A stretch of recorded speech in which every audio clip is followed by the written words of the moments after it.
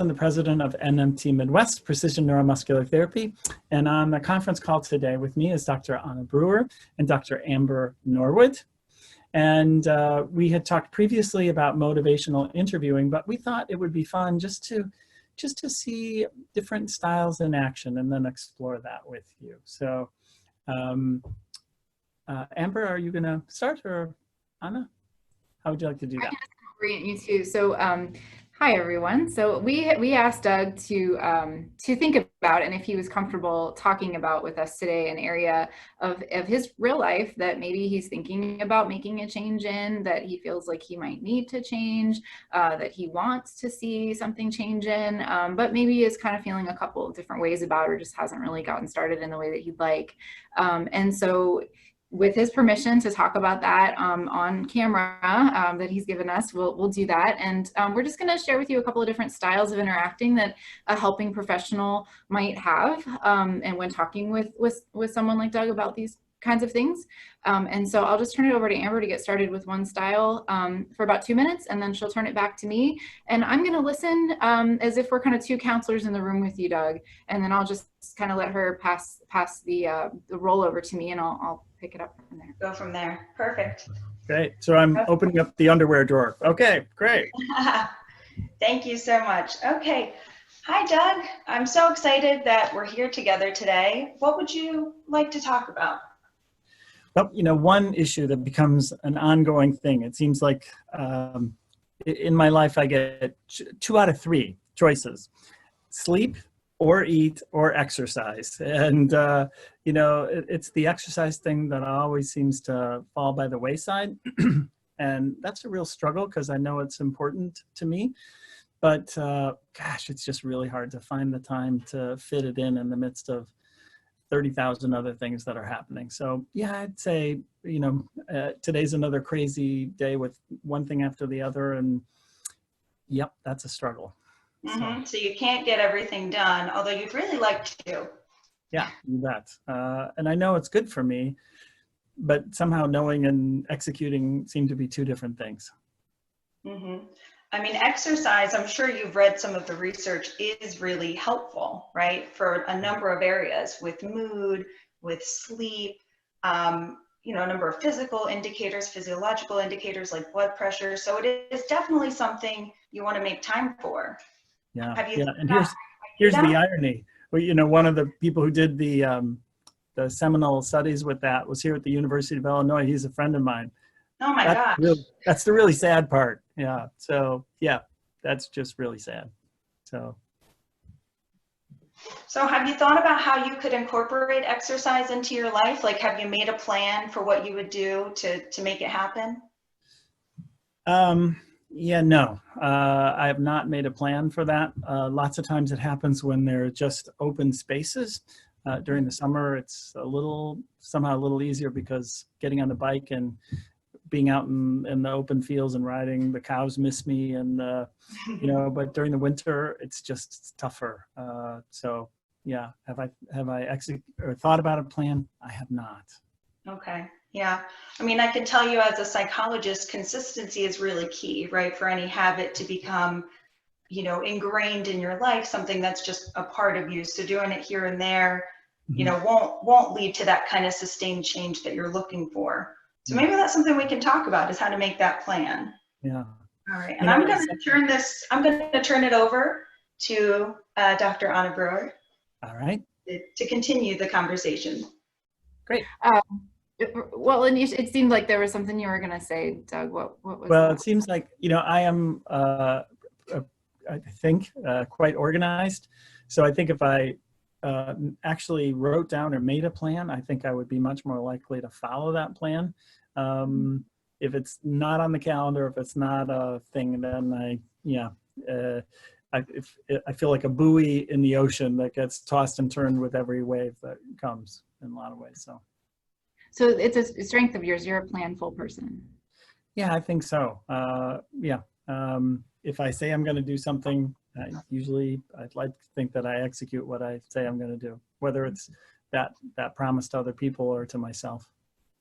So in all these areas that are going on for you that you might like to see yourself make a change, it sounds like sleep, exercise, and having time for you to take care of yourself, that if you had a specific plan, then it would be executed. But there's a lot going on right now that's kind of making that a little bit challenging, and you're just kind of sitting back and envisioning what would it be like.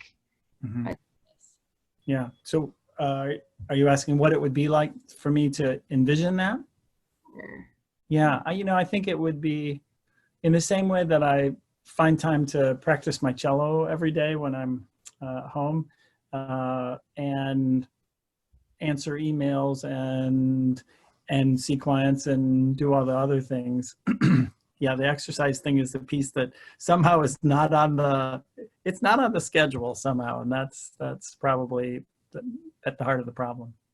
That's the one your feelings like missing. Yeah. It's sleeping comes up, eating, but being active. Yeah, it's the exercise thing that if something has to fall by the wayside, that's usually the thing that will fall. It's been the thing that's fallen by the wayside, and it sounds like you're a little disappointed that it hasn't made more. Yeah, part of that is because I know how much better I feel when I do it, which again is kind of sad to hear myself say that, truthfully. So, because I do feel tons better, especially like in the summer when I'm putting a lot of miles on the bike. It's a great thing. I know I feel the difference. You feel the difference. You're out there, you're getting the fresh air, and you feel good. You bet. Yeah. And it's also, things like that. It's also a time when in the midst of that activity, I'm sort of inaccessible from the myriad of things that are vying for my attention. So, when you're out 20 miles from home, what are you going to do except shut up and pedal? And for me, that's a really good thing. So it's about your health, and it's also time for you. It's true. It's true. Nice. Pause there. Yeah, absolutely. A couple minutes. I stopped looking at the time. I was so engaged. Yeah, I hate to pause us at such a short time, but I would just ask you, Doug, what did you notice? What was that like for you? Those different approaches. What did you notice? Mm-hmm. I think one thing is, data-driven is one thing. One seemed a little more personal, hooking into other parts of my life that have been working. Overtly describing the approach is a little harder for me, but I think, certainly there are points of engagement that felt quite different, actually. So for you, how it felt to be the speaker and to be heard that way, one felt different. Yeah. It felt like, there's a difference between kind of coming from the outside and sort of viscerally coming from the inside. It's a little different, one extrinsic, one intrinsic, strangely enough. Okay. Or maybe not that strange, right? No, I think I hear what you're saying, and I wonder if the audience, could you point out which one was which? Which one felt like it came from an outside perspective, and which one felt intrinsic? Mm-hmm.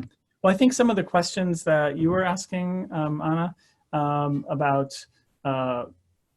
connected to like other parts of my life and the planner sort of stuff. So, that certainly felt kind of coming from the inside in some ways. Like you were being seen and heard for things about you that this really connected to. Yeah. Does that match with the reality? Just curious. That's what I was going for. Yeah. So I was taking an MI consistent approach, and Amber not so much.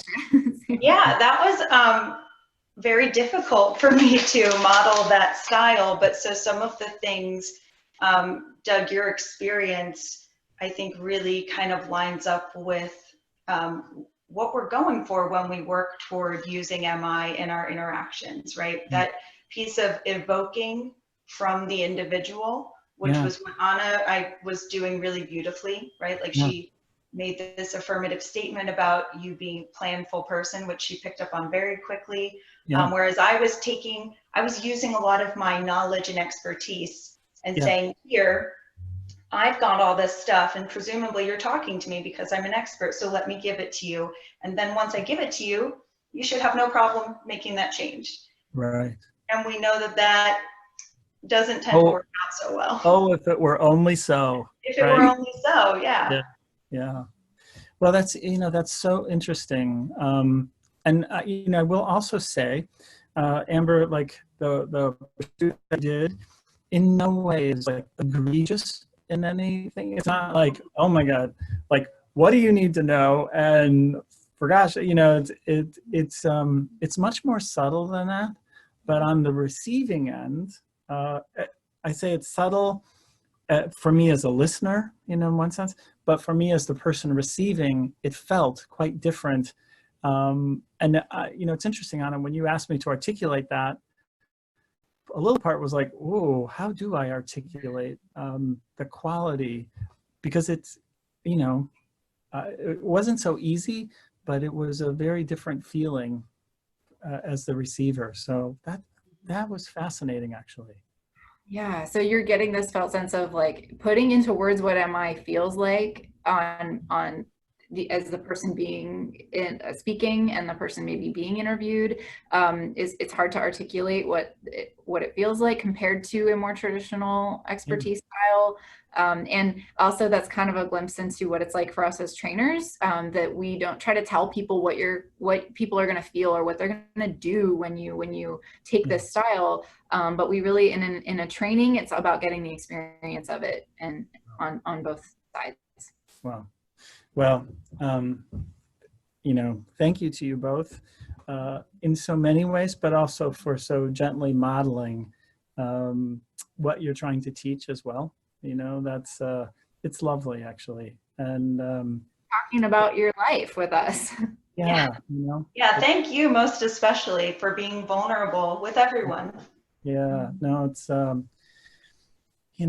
just say I'm sitting in my treatment room, and one of the things that I never, hopefully never ever take this for granted, is that just right over there, people sit, they've never met me before, and they are showing and revealing the soft underbelly of their life, right?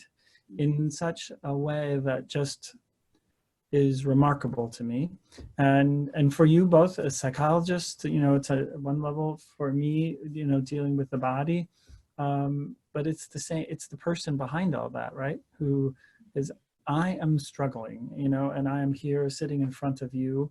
And boy, when you step back from that, you think it's just a remarkable thing, right? That people are willing to do that. And so our response to that has to be just as remarkable, just as gentle. And when people are gracing us in that way with this, it demands the very best from us.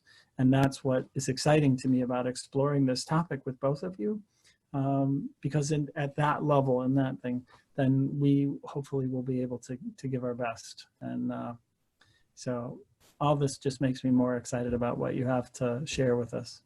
Yeah, and everything that you just said, the skills and the capacity are inside of you, clearly, Doug. And I'm excited to meet so many of your colleagues and to hear that from them as well. Yeah. I know there, and to learn from you all and your expertise. Yeah. I've long, many of my friends are all in the psych world, and it is remarkable the parallels between our two professions. We, in my profession, we have so much to learn from you, and you've thought deeply about these issues. So it'll be fun to share them and be with you. I'm excited for all of kind of my, folks to meet you. And also I'm excited for you to meet them, because the people who attend the colloquium, they're remarkable people. They are eager learners who just embrace the work and want to be better every day. And I'm excited for all of you to connect. So, and it really is about that connection. Yeah. Yeah. And I think this experience through training and learning together just really honors that connection. And I can't wait. Yeah. Thank you for doing this. Wow. Thank you both for taking the time. This has been such a pleasure. More wonderful things to come. All right.